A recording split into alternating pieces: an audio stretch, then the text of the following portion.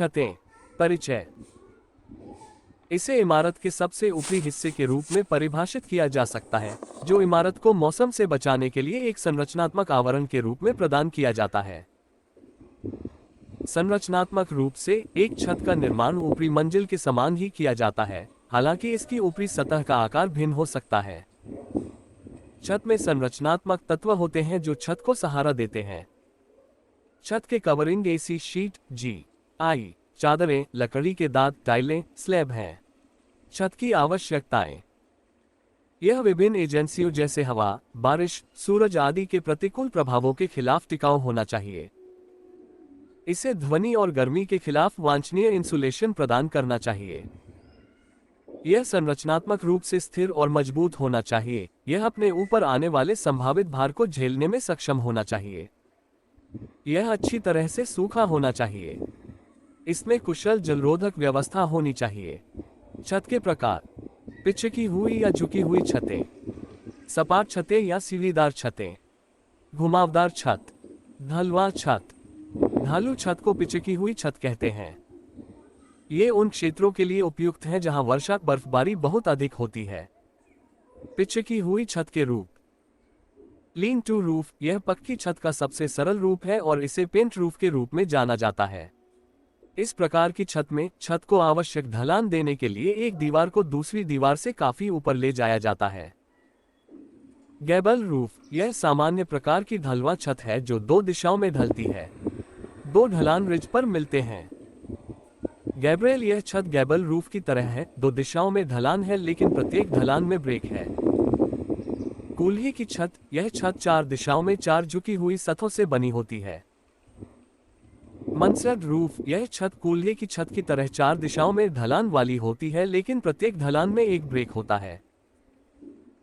Deck की छत, deck की छत में चारों दिशाओं में ढलान होती है, कूल्हे की छत की तरह, लेकिन शीर्ष पर एक समतल सतह बनती है।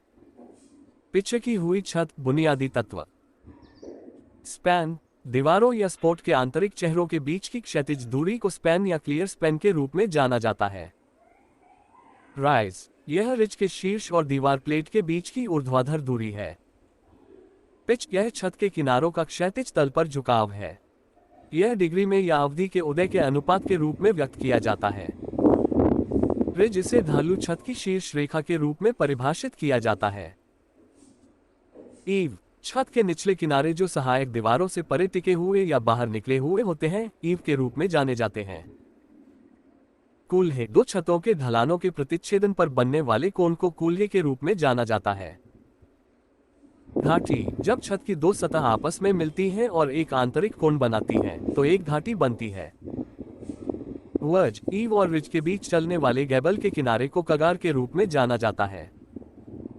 कॉमन राफ्टर, ये मध्यवर्ती राफ्टर हैं जो छत को सहारा देते हैं।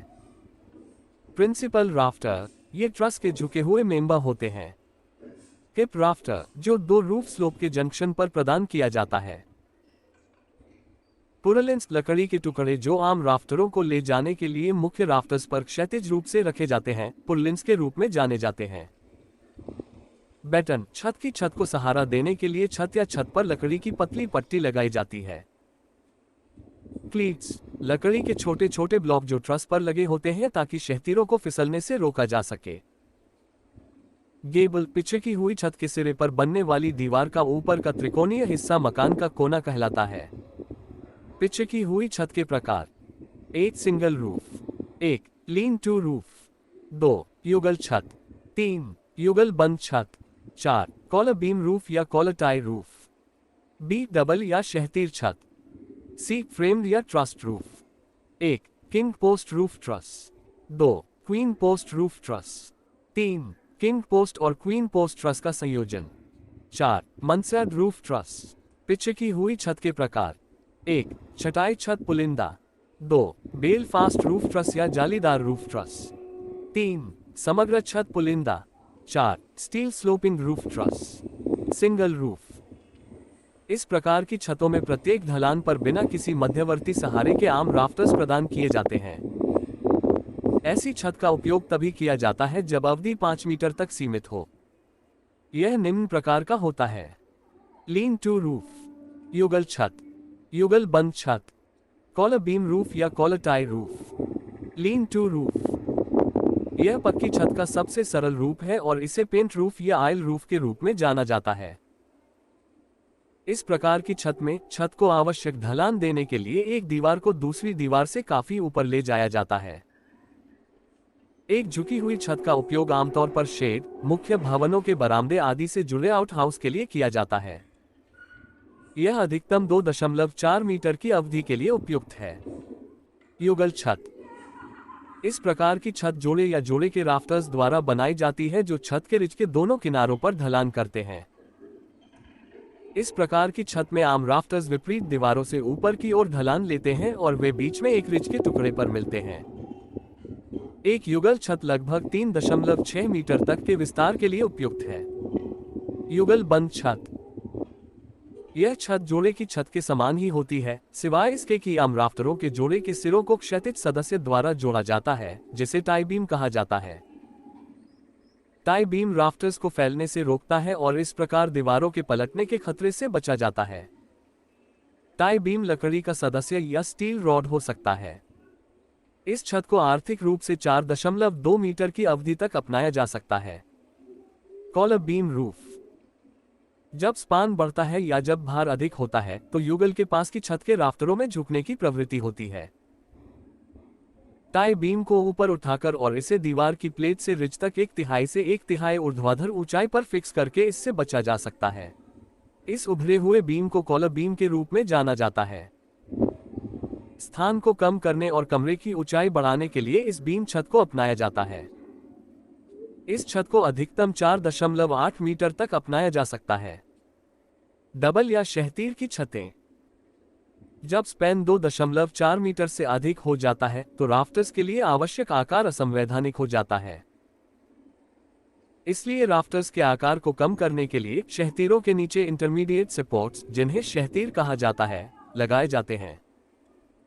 इस छत को आर्थिक रूप से 4.8 मीटर तक अपनाया जा सकता है। फ्रेम या ट्रस्ट रूफ।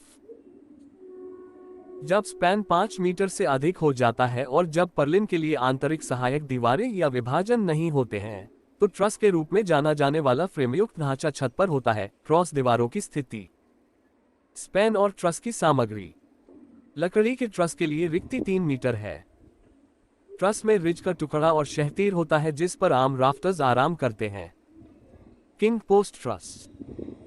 इस प्रकार के ट्रस में केंद्रीय पोस्ट, जिसे किंग पोस्ट के रूप में जाना जाता है, टाई बीम के लिए समर्थन करता है।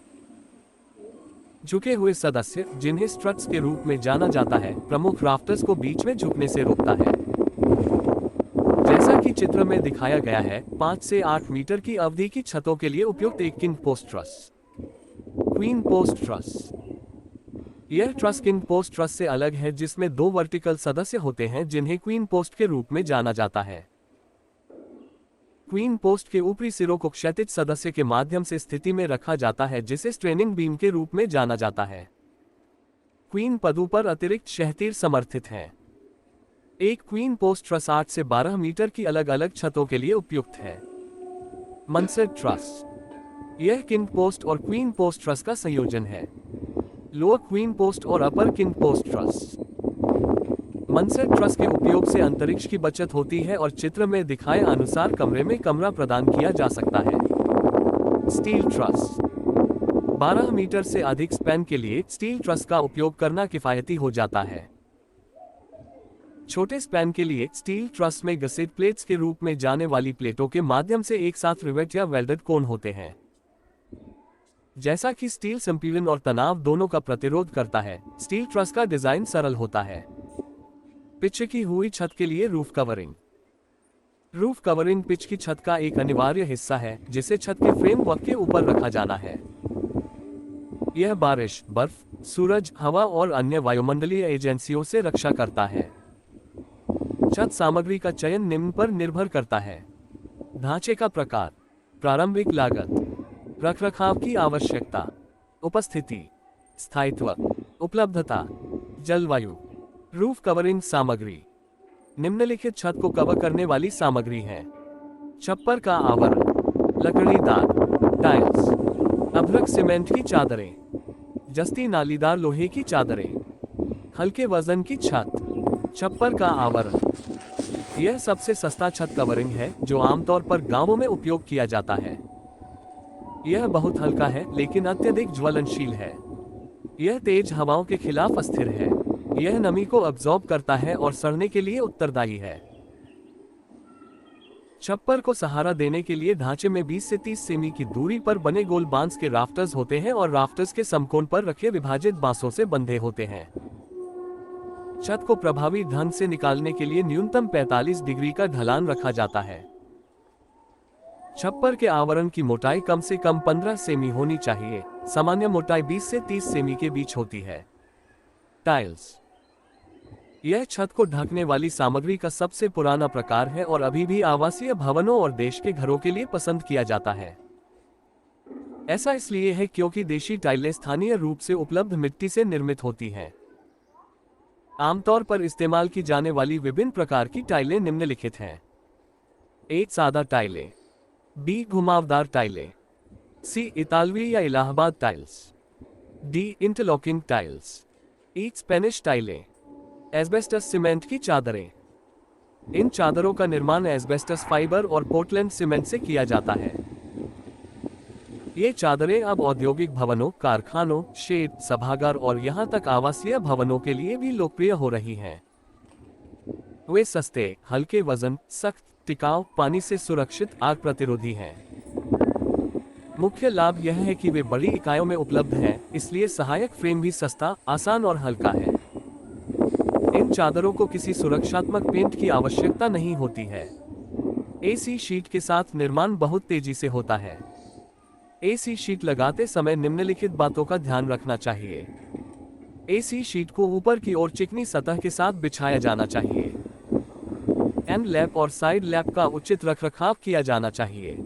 सामान्य अंतगोद 15 सेमी है लेकिन क्षैतिज रिक्ति के अनुरूप इसे बदला जा सकता है।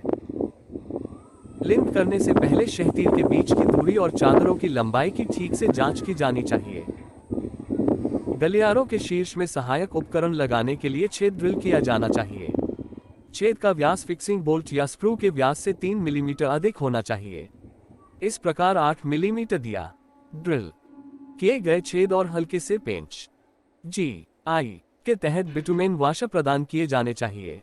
फ्लैट वॉशर 10 से 12 शीट बिछाए जाने पर स्क्रू या बोल्ट के नट को मध्यम रूप से कड़ा किया जाता है। उन्हें बहुत तंग नहीं करना चाहिए। रिज कैपिंग को रिज क्षैतिज से सुरक्षित किया जाना चाहिए। शीट्स को आवश्यकतानुसार ठीक से मिट्रेड किया जाना चाहिए। एसी शीट्स का असमर्थित ओवरहैंग 30 सेंटीमीटर से अधिक नहीं होना चाहिए। जस्ती लोहे की नालीदार चादरें।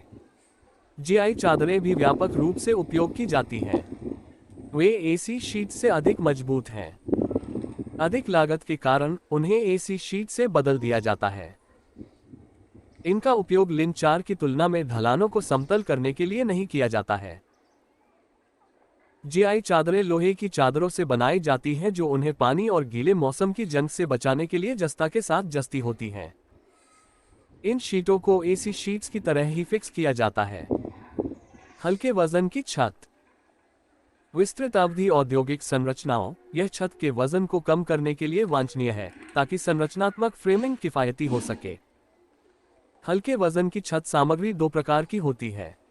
एक शीटिंग, एक aluminium sheet, 2 asbestos cement sheet, B अलंकार, एक लकड़ी की ऊन, 2 स्ट्रॉ बोर्ड, 3 एल्यूमिनियम मिश्र धातु और स्टील अलंकार। समतल छत।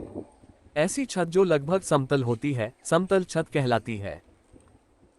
यह ध्यान दिया जाना चाहिए कि किसी भी छत को पूरी तरह से समतल नहीं किया जा सकता है। छत का ढलान एक या दूसरी दिशा में होना चाहिए ताकि बारिश का पानी तेजी से और आसानी से बह जाए। सपाट छत का निर्माण फर्श के समान ही होता है सिवाय इसके कि सपाट छत के मामले में ऊपरी सतह को थोड़ा ढलानदार बनाया जाता है। फ्लैट रूफ के फायदे। छत का उपयोग खेलने, बागवानी करने, सोने और समारोह मनाने के लिए छत के रूप में किया जा सकता है। निर्माण और रखरखाव आसान है। इन्हें पक्की छत की तुलना में आसानी से अग्निरोधक बनाया जा सकता है। वे त्रिकोणीय स्थान के परिक्षेत्र से बचते हैं। इसके कारण भवन के वास्तु स्वरूप में काफी सुधार हुआ है। सपाट छतों में बेहतर रोधक गुण होते हैं। उन्हें पिचकी हुई छतों की तुलना में छत सामग्री के कम क्षेत्र की आवश्यकता होती है। वे तेज हवाओं के विरुद्ध अधिक स्थिर होते हैं। उन्हें फॉल्स सीलिंग की आवश्यकता नहीं होती है, जो कि पक्की छत के लिए आवश्यक है। सपाट छतें समग्र रूप से आर्थिक सिद्ध होती हैं। बहुमंजिला इमारतों में सपाट छत ही एकमात्र विकल्प होता है। चूंकि ओवरहेड पानी की टंकियां और अन्य सेवाएं छत पर स्थित हैं। ऊपरी मंजिलों का निर्माण समतल छतों पर आसानी से किया जा सकता है, यदि भविष्य में आवश्यकता हो तो। सपाट छतों के नुकसान। वे विशेष रूप से उष्णकटिबंध में भारी तापमान भिन्नता के प्रति संवेदनशील होते हैं, जिसके कारण सतह पर दरारें विकसित हो जाती हैं। यदि समय पर मरम्मत नहीं की गई तो ये दरारें बाद में पानी के प्रवेश का कारण बन सकती हैं। सपाट छत में रिसाव का पता लगाना और उसे ठीक करना मुश्किल है। पिचकी हुई छत की तुलना में सपाट छत के निर्माण की गति बहुत धीमी होती है। समतल छत की प्रारंभिक लागत पिचकी हुई छत से अधिक होती है। सपाट छतें पूरी इमारत को मौसम एजेंसियों के लिए उजागर कर देती हैं, जबकि पिचकी हुई छतों के प्रक्षेपित तत्व इमारत को कुछ सुरक्षा प्रदान करते हैं। फ्लैट रूफ की अवधि सीमित है जब तक कि मध्यवर्ती कॉलम पेश नहीं किए जाते हैं। पिचकी हुई छतों का उपयोग बिना किसी मध्यवर्ती स्तंभ के बड़े स्पैन में किया जा सकता है। सपाट छत का स्वयं का वजन बहुत अधिक होता है। इसके कारण बीम, कॉलम, नींव और अन्य संरचनात्मक सदस्यों का आकार भारी होता है। वे भारी वर्षा वाले स्थानों पर अनुपयुक्त हैं। वे पहाड़ी क्षेत्रों या अन्य क्षेत्रों के लिए अत्यधिक अनुपयुक्त हैं जहां भारी हिमपात होता है।